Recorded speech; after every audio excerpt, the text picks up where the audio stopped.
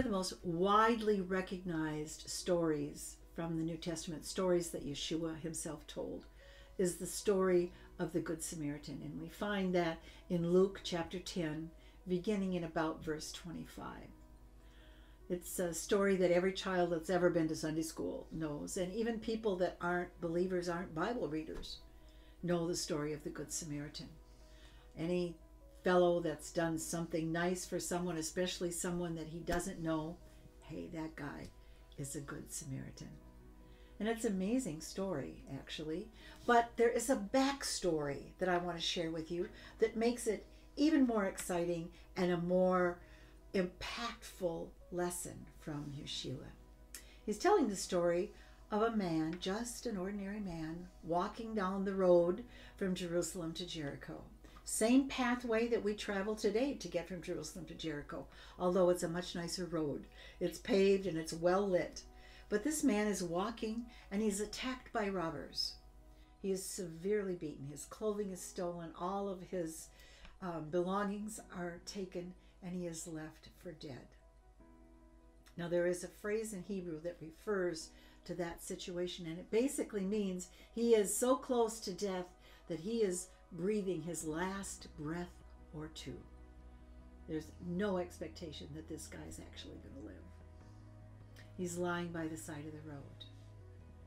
And then Yeshua begins to tell the story of what happens to this man as someone comes along, someone that perhaps could help him. And Yeshua says that this man is a priest.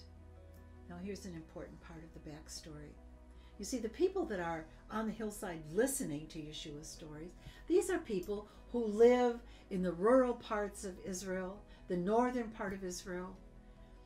And they are people who are taught by the itinerant rabbis that walk the highways and byways of that part of the nation.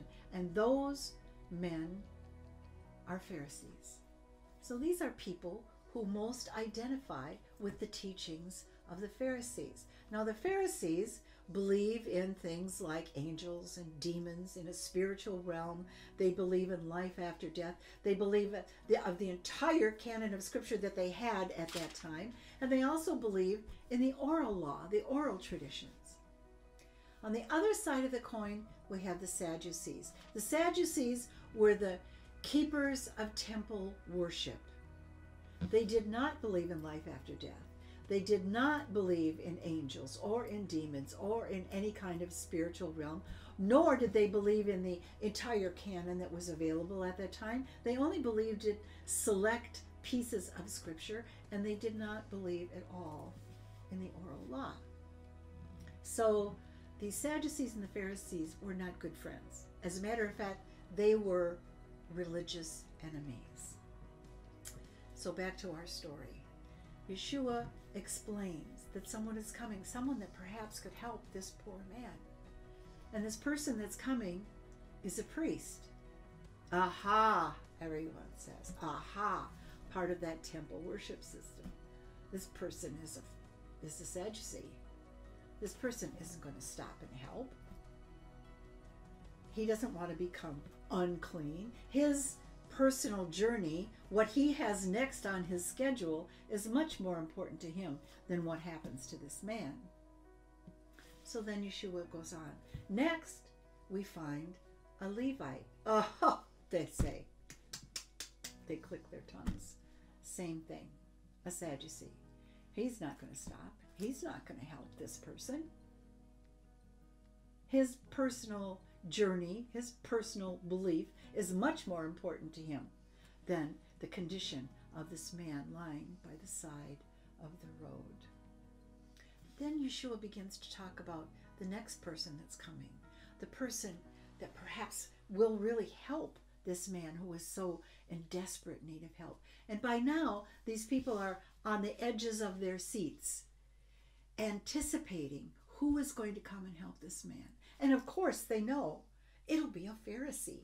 That's where Yeshua is going with this story. It's a story about the difference between the Pharisees and the Sadducees. And the Pharisee is going to be the hero of the day.